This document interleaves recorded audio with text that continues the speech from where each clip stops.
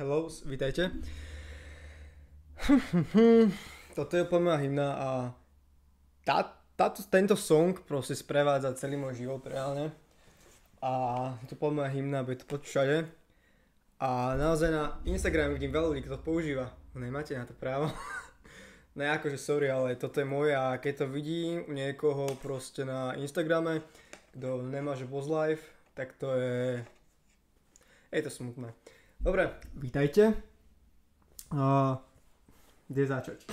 Dneska opäť začnem takou otázkou, že mali ste niekedy také obdobie, že jednu dobu ste proste zarábali strašne veľa, nič ste nemínali a potom ste mali dobu, keď ste zarábali tak priemerne a utracali si že všetko, lebo tak, že toto sú povedzme také životné fázy, že jeden rok úplne sa rozšupujem, druhý deň sa nerozšupujem.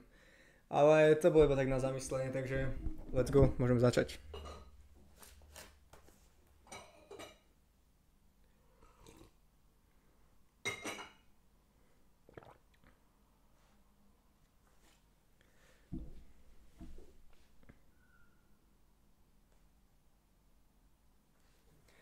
Za mňa úplne taká vec, vidím na Instagrame, na TikToku strašne veľa ľudí, ktorí vám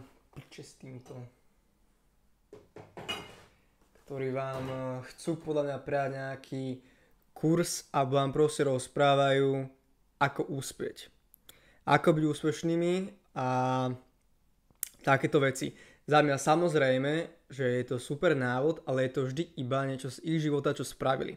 Keď vám dám ja môj návod, ako som sa stal úspešným, úspeje opäť iba 1%. Prečo? Lebo nikto nevidí také tie malé veci proste za tým. A naozaj už veľkí nejakí multimilionári, keď rozprávajú, že nejaké svoje úspechy, a ako to vlastne spravili, nikto vám nepovedia také tie malé veci proste, čo robia celý ten veľký majetok, hej. On povie, že predával, ja neviem, niečo z dropshippingu, kúpil niečo, predal a ty si taký, že kúpim to a ja budem to predávať a nie si ziskový. No prečo?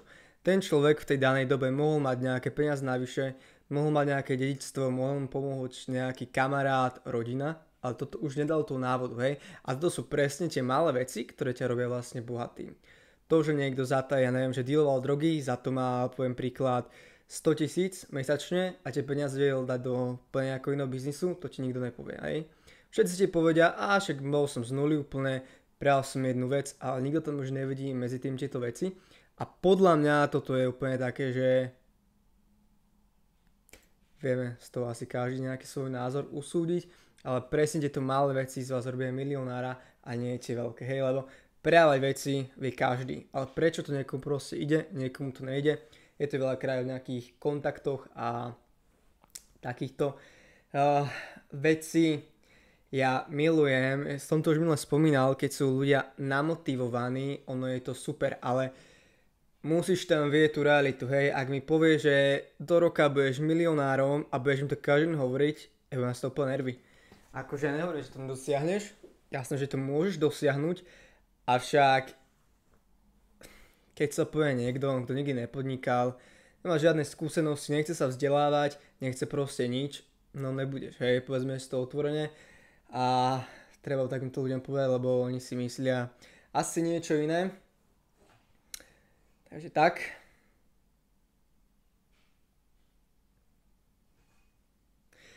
Prečo vlastne vznikla táto show, alebo jak to mám...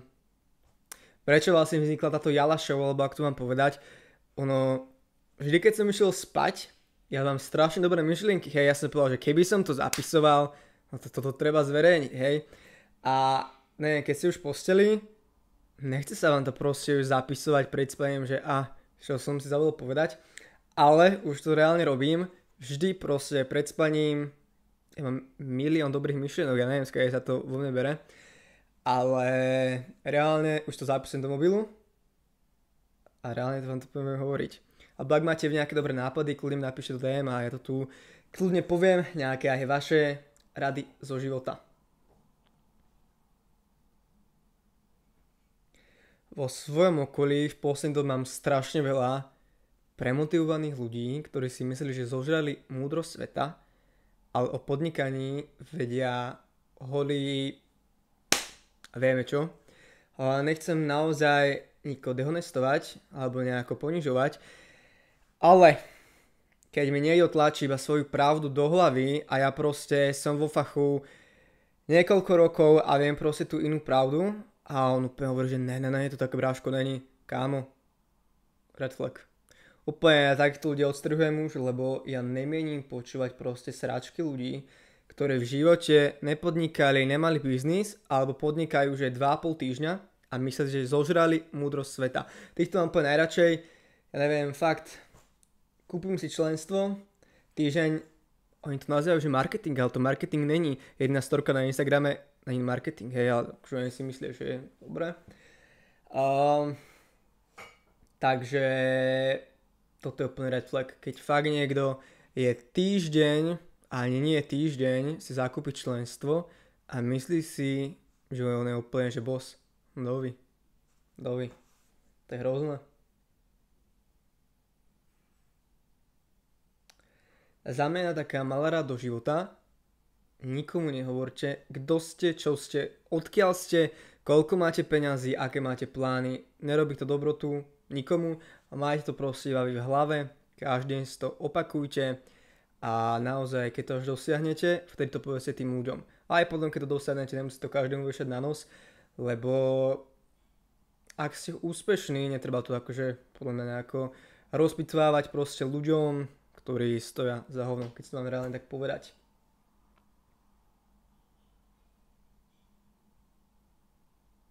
Za mňa ešte sa vrátime. Škola YouTube. Ešte sa vrátime, za mňa je veľmi dobre mať nejakú akože školu, alebo aspoň mať nejaké poznatky, alebo keď už nemáš školu, tak prosím ťa, vzdelávaj sa, čítaj knihy, alebo pozeraj nejaké dokumentárne filmy, aby mať aspoň nejaký len všeobecný proste prehľad o nejakom dianí. Lebo potom počúvam tie 5 korunové proste názory tých ľudí a ja proste z toho došediviem, hej. Ja neviem, mám rád proste nejaké informácie, ktoré sú položené faktami a nie bezhlavo ísť za nejakým cieľom, ale poviem to aj niekde, hej. Takže taká ďalšia vec.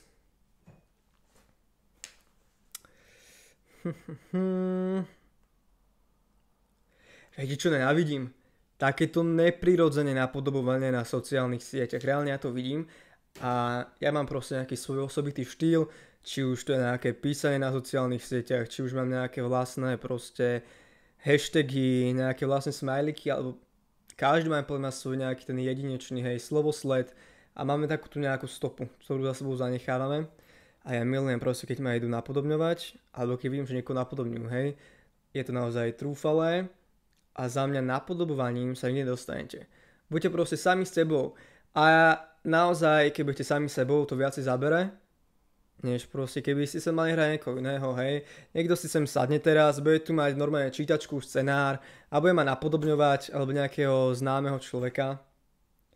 A podľa mňa je to akože dosť trúfale a keď už vidím proste, keď používajú nejaké slová, ktoré používam ja, to je extrém. To je extrém, kámo.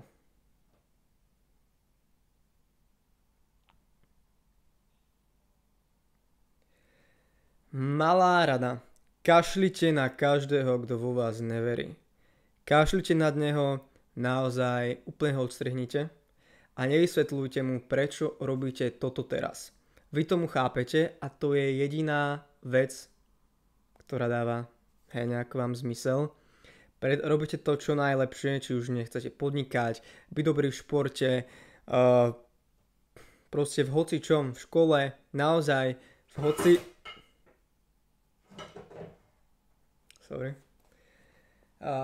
hocičom, buďte dobrí.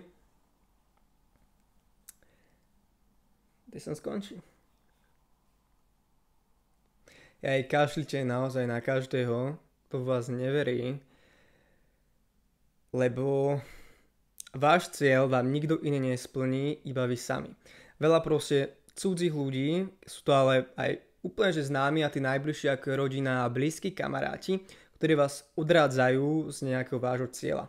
Mňa taktiež pred pár rokmi, keď som začínal proste s Instagramom, že kámo nerobí Instagram, hej, že pičoviny, zosmiešňuje sa tam. Ja som povedal, že no dobre, že ja to vím, hej, ale keby som v minulosti proste nespravil nejaké veci, nie som dnes tu, proste kde som, a možno by som ani nenatáčal dneska v tomto štúdiu a nepredával vám nejaké nové informácie, alebo čo proste chcem, nejaké moje názory. Hej, takže nikdy na nikoho proste nedávajte a vždy choďte si za svojim cieľom a vždy ho proste dosahujte. Hej. Niekedy vás chcú od vašich nejakých cieľov odradiť tí najbližší kamaráti, rodina. To je proste, hej, ako zhnitý pomaranč, keď dáte k zhnitému pomaranču, tak pleseň sa proste rozšíri. Mám to vyštudované, viem, o čom hovorím. Biochémia, v tom som doma. Ale o tom potom. A toto je presne s tými ľuďmi. Ak budete obklopení s negatívnymi ľuďmi, tá negativita sa na vás nalepí a ani vy nebudete napredovať. Za mňa je najlepšie kedy zmeniť proste prostredie, naozaj odísť, či už to je aj keby iba týždeň, mesiac a zmente to, načerpajte vlastné sily, buďte iba vy sami so sebou a naozaj vtedy uspejete. Nemôžete sa držať nikoho, dokonca ani vlastnej mamy, vlastného otca, súrodencov, nikoho. Naozaj toto jete iba vy cez seba.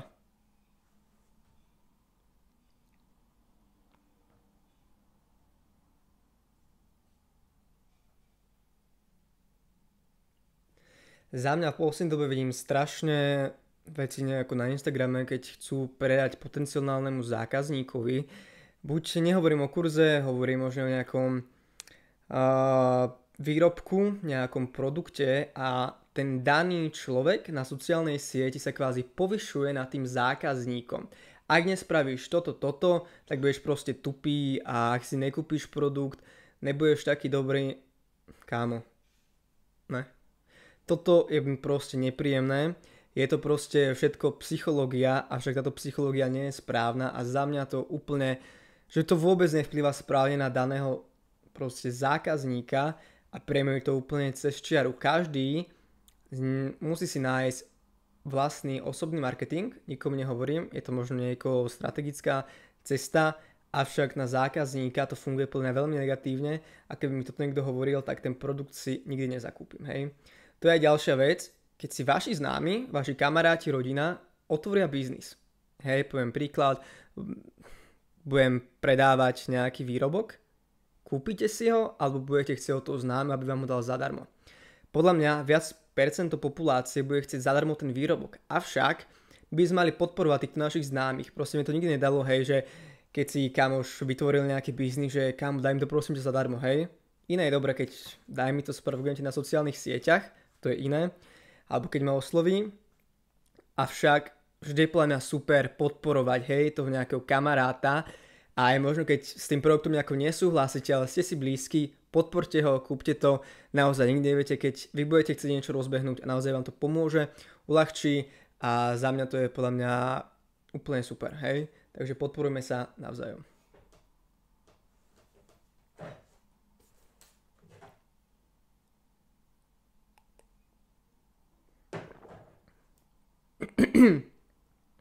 Mám problém s hlasivkami ináč, ale o tom niekedy inokedy.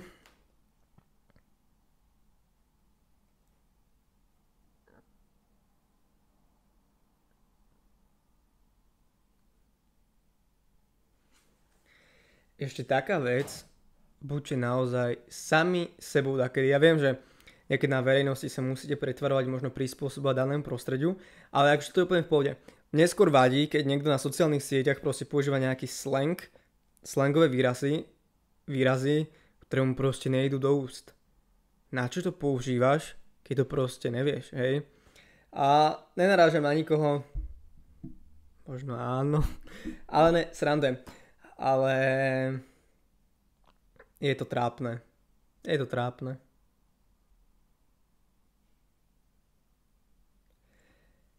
Nebuďte sfanatizovaní, buďte zdravo namotivovaní a toto je podľa mňa problém veľa ľudí.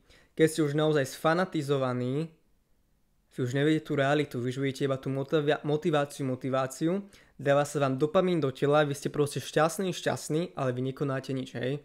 A na hormónov šťastia proste nevydržíte dlhú dobu, hej. Takže naozaj buďte v realite a nemajte nejaké hypervýkyvy. Dneska mi sa tak zjebe tento nič nebude možné.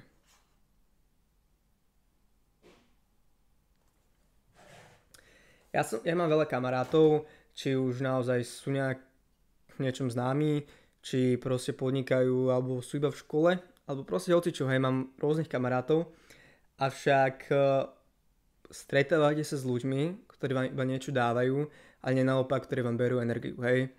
Ja som proste pred rokom skončil polovicu mojich kontaktov, lebo vedel som, že mi nič nedávajú a toto by ste mali spraviť aj vy. Hej. Naozaj buďte s ľuďmi, či vám dajú energiu a nie naopak vám ju berú, lebo poznám veľa ľudí, ktorí si myslia, že sú strašne, že vám dajú, hej, že nejaký majú dobrý vibe, ale opak je pravdou a ja už naozaj, ja som rád, keď som sám do sebou v poslednej dobe a nemusím sa s nikým stretávať a naozaj sa stretávam iba s malým kruhom ľudí, ktorým proste dôverujem a je lepšie mať pár pravých kamarátov, ktorí sa vás vypočujú, než nejaký, neviem. Ale naozaj podľa mňa mám od strednej školy veľmi dobrých kamarátov, tým vás pozdravujem a fakt za nich by som dal takedy oheň do ruky. Oheň do ruky, alebo ruku do ohňa, neviem. Asi môžete vyhrať vy. A taká vec, vy musíte vedieť proste analyzovať ľudí. Ak, ja neviem, hej, tak tie základy tej psychológie a nejakej tej psychosomatiky by ste mali mať a mali by ste proste vedieť trošku o tom človeku, hej, keď sa s ním rozprávate chvíľu, ho analyzovať, aký je to proste človek. Lebo analyzujte, nehovorte veľa a dakedy vám to naozaj veľmi pomôže. Hej. Poslednou, čím tu zakončím, to, že dneska si milionárom, neznamená, že zajtra môžeš byť na ulici bez peňazí. A to, že dneska si bez peňazí možno na ulici, neznamená, že zajtra môžeš byť milionárom. Nič není 100%, život je krátky a chodí za svojimi cieľmi a kľudne môžete napísať na môj Instagram boss.strakos a som veľmi rád, že ste dneska pozreli túto časť a teším sa na vás na budúce a mali by sme sa si pustiť moju hymnu na záver. No akože plná bez hymny to nepôjde. Dajte mi chvíľu.